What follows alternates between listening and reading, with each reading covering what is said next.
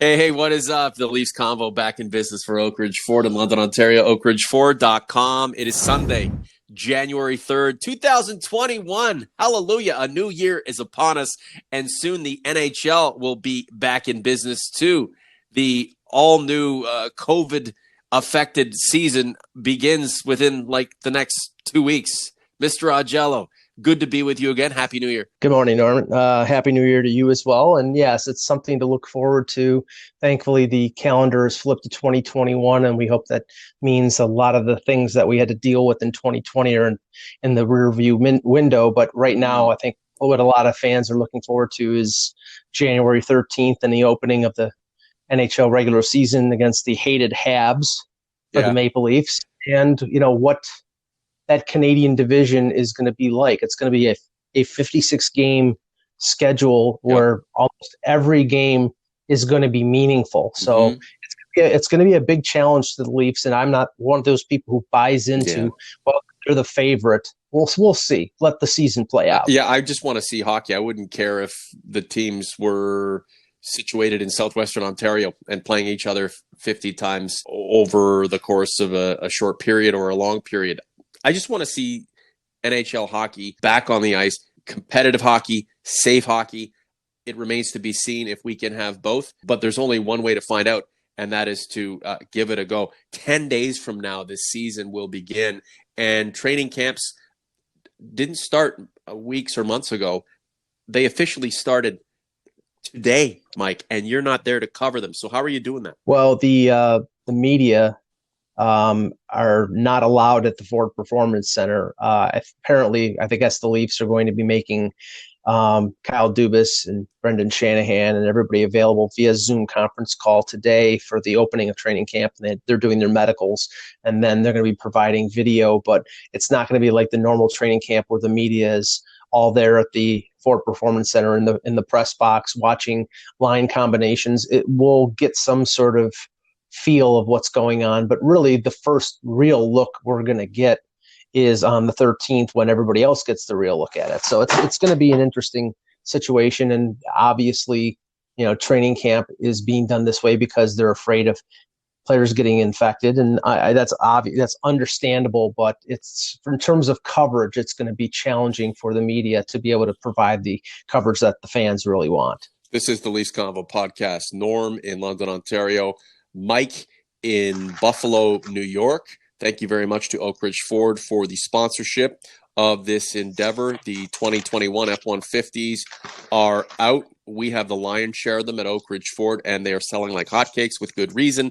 The F-150 is the best-selling vehicle in North America, and the 21s just go to a completely different level. You can message through community, get at me on Twitter, or you can reach out to me with your tin can and your string. You know that I have one here that we'll be able to connect with, and I'll get you set up in an F-150 or a nice little Escape. How serious are we taking the action with this season to come, Mike? Are we resigned to whatever we get?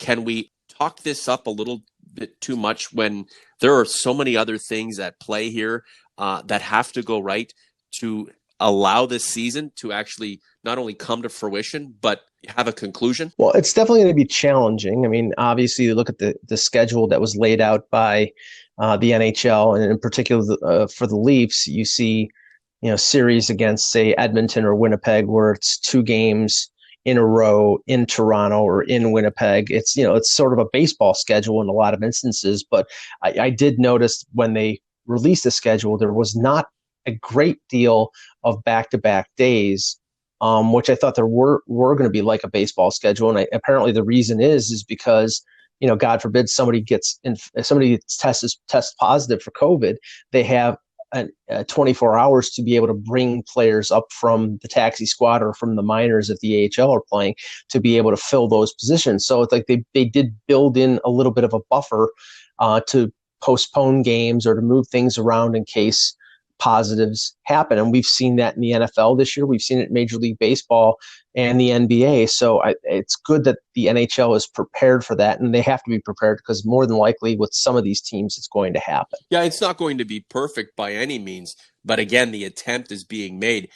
OG's converts, we have this discussion week in and week out on the YouTube channel. You guys on social media platforms are discussing the merits of a season, whether it's something that is necessary, whether you believe it's the right thing to do at this particular time. Mike and I are itching for hockey, and we think that the NHL can coexist in this COVID era, which doesn't seem to be slowing down. It's actually getting worse in many respects. I mean, there is no right or wrong answer to this because everybody has their own opinion on it. But the NHL season will begin, whether you like it or not, on January 13th. The question is, from that time to the point when a Stanley Cup is awarded, how many hiccups will we encounter along the way? And will we get to a point where we're asking whether this entire thing was worth it? On the ice, Mike, what has you excited? What is there a storyline that you're expecting to play out? Well, I think the thing that is going to be most curious, and because training camp is going to be 10 days and there are not going to be exhibition games, there is not going to be that 2-week period where Sheldon Keefe or before him, Mike Babcock will play around with the lines and substitute this guy and that guy in on different line combinations. More than likely, you're going to see the line combinations that are going to play on opening night from the get-go because they want to have familiarity with those players, have muscle memory, and just skate with their line mates and get ready for the season. Now, by that, I think that means who will Austin Matthews line up with? Who will John Tavares line up with? Will Joe Thornton be playing third line center or fourth line center? Will Spezza be playing on the wing? How will Nick Robertson or Alexander Barabanov and all the free agents that they signed, how will they mix in? What will the defensive pairings be? I mean, all those things we will know probably from the beginning of this week because they will practice with them. And I do think, and you see it, how it's going to play out with a number of teams. The Leafs may have a 20 or 21 man roster to manage cap space, and they're probably going to be promoting and demoting players on a daily basis because of the cap, and a lot of other teams are going to do that. But more than likely, this is a 25 or 26 man roster with players being moved in and out. So we're going to get a look at Mikko Lehtinen. We're going to get a look at Barabanov. All these players who are on the taxi squads will more than likely at some point or another, whether it be for positive tests or whether it be just because they want to get them a look, they will play. So I find that exciting. And I guess, like I said, I can't wait for puck drop on the 13th. What are you expecting in terms of quality of play? Early on, I think if anybody is expecting it to be as sharp as it would be middle of the season, they're going to be disappointed. But, more than likely, as I think we saw when it came to the return to play and the qualifying round in the playoffs, I thought the quality of play early on was good. Then it dropped off a little bit, and then it came back. Now the question here is, I mean, you've got a pretty much a veteran team who knows what is expected of them, more veteran than it has been before. So I think they'll be prepared, and teams can't fall behind when you're playing in a 7-team division and only 4 of the 7 teams get into the playoffs. You can't afford long losing streaks. So having veteran players knowing what is expected of them is going to be probably a very big key for this season. You wonder how these players' body clocks tick. Used to entering a second half of the long grind right about now.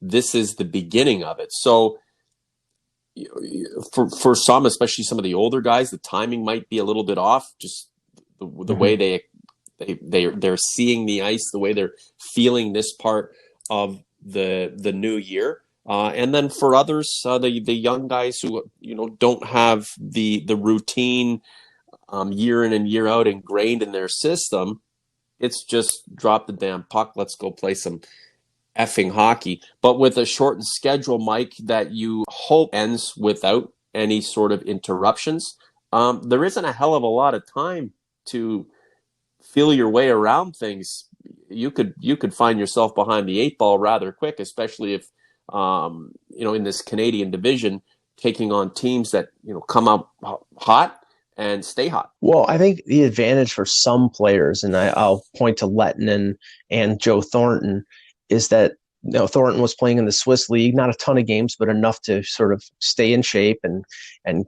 keep that that sort of body clock going.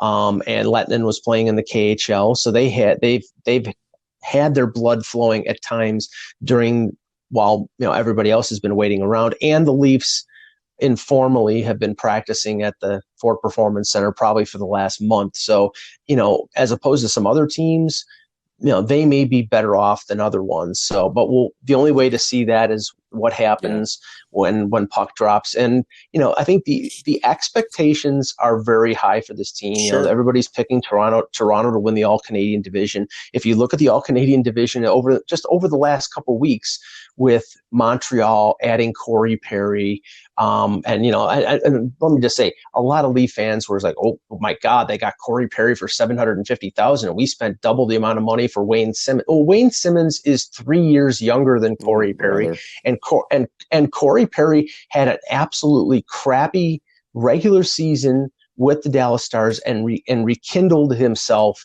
in the playoffs where he played great. If you can guarantee me you get that Corey Perry, then I would have signed him for $750K. But he could be absent without leave if he plays like he did during the way he did during the regular season for Dallas. So who knows which Corey Perry you're going to get? But Montreal added him.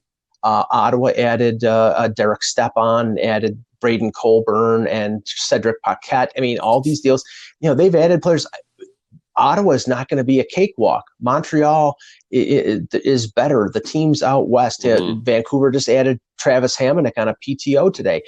These teams are all going to be challenging. This is not going to be a cakewalk, and it's no guarantee that the Leafs are going to win this division. Yeah. Is it ever a guarantee with that team ever, Mike? This team probably should have won a Stanley Cup by now, right, Mike? If you compare the growth of this group and the talent of this group with that Chicago Blackhawks team that had Jonathan Taves and then drafted Pat Kane and Duncan Keith and these cats, they went from bottom feeders to Stanley Cup champions in the period of what, 3-4 seasons? 3-4 seasons, but there's a difference. There's a difference with that team. Not only did you have Kane and Taves, you had the depth of the lineup. If you're talking about that first Cup winner in 2010, they had Versteeg, they had Bufflin, they had Dave Bolland, then they overcame an average goaltender in Antti Niemi. But look at their defense. They had Jarmelson, they had Keefe, they had Seabrook. I keep going back to the Leafs. The key to the Leafs winning a Stanley Cup will not be just Austin Matthews, Mitch Marner, and John Tavares. It'll be who they have on the blue line. And if they don't have a good enough blue line, they will never win a cup. No, that's the core premise of this podcast is balance for a team that has been heavily weighted at one end of the ice.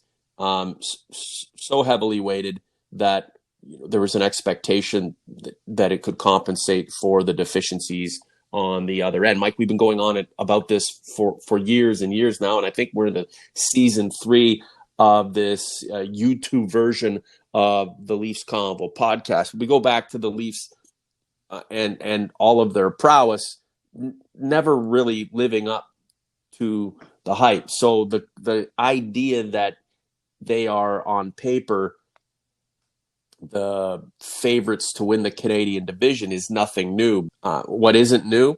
The Leafs failing to live up to those expectations. It's happened season in and season out.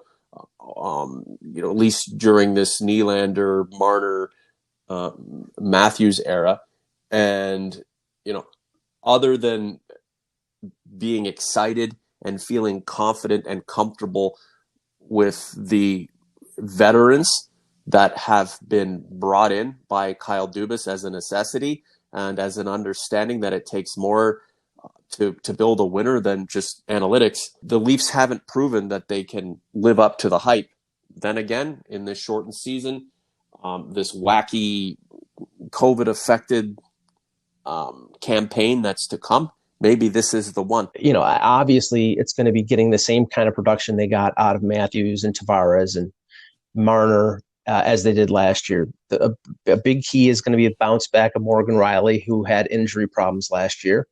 The other key is going to be some of the new blood, like Robertson, if he makes an impact, or Lettinen, or Barabanov. But really the key is going to be what they get out of the new blood that they added in free agency. Is Joe Thornton anywhere close to being the guy that he was a few years ago? And if you have him as a bottom six forward, if you have Wayne Simmons, who's a former 30-goal scorer, if you have Jimmy Vesey, who was one of the most sought-after college free agents in hockey history, and he's a decent player. He's not a superstar, but he's a decent player. If they get just good production out of these guys to supplement the quality core that they have, that is going to be the big key. Otherwise, if it's all dependent on Matthews and Marner and Nylander and Tavares, like it used to be all dependent on Matt Sundin back in the day, then they're not going to win. It has to be a diversified offense. There has to be depth. There has to be quality on the blue line and in goal. They need all cylinders clicking, or otherwise they're not going to have success. It's going to come upon us really fast here, OGs and converts. The start of this new season, at least right now, unless something unforeseen happens or maybe something we expect, we're 10 days out from puck drop on the 2021 NHL season. Are you excited about this? Are you optimistic about the Leafs' chances about this season actually coming together in a complete positive way without any interruptions? Let us know in community. While you're on the YouTube channel, please like this post and subscribe to the Leafs Convo. Mike and I have big aspirations for the season ahead in terms of our podcasting and our collaboration. Through 400 plus posts on the Leafs Convo channel since 2018, we put our money where our mouths are when we are talking about content, and we will continue to provide for you in the days, weeks, and months ahead. Mike, a real quick comment from you on the World Junior Hockey Championship, and then we're out of here. Well, I think Leaf fans who were critiquing the first-round pick of Rodion Amirov, or Amirov, I've been told that's the proper pronunciation, have to be pleasantly surprised, because there were a lot of people who criticized that pick because they thought the Leafs needed to take a defenseman. And Amirov, since that point, has really played well in international tournaments in the KHL and now in the World Junior. He's leading the Russians in scoring. I talked to Chris Peters from ESPN this morning on another podcast, and he was effusive in his praise of Amirov, that, obviously it's going to be a couple years since he's 19 years old, but he's a really, really solid prospect, and that Kyle Dubas made a really good selection. So this is 3 years in a row with his first pick. Sandin is an NHL defenseman. Nick Robertson appears to be a potential top six forward, and they drafted him in the second round. And now Amirov could be another quality player. So on top of him, couple of the Finns and Roni Hirvonen, who scored the winning goal yesterday against Sweden, and Topi Niemela, the defenseman, who has been Finland's best defenseman, their point man of the power play. He's 19 years old. It's going to take him at least a couple of years, but there's a lot there. And, so they've hit on this draft with their top three picks. And that just, I think, is something that's a feather in the cap of other Kyle than Dubas. Obtain the ultimate success. The Leafs have themselves into, a formidable organization with the core group of superstar forwards, the veterans who've made their names in other locations, now in Toronto, trying to finally obtain that championship glory with the biggest organization in hockey, and then all of the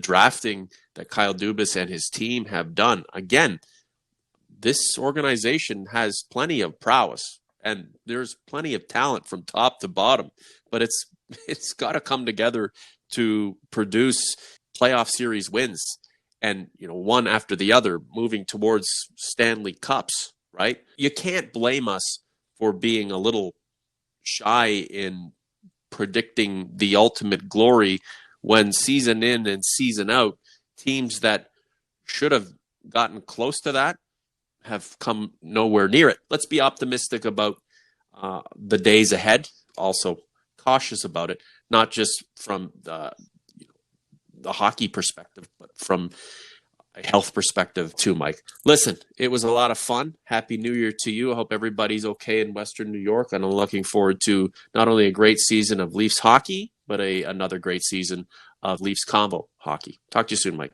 Thanks, Norm.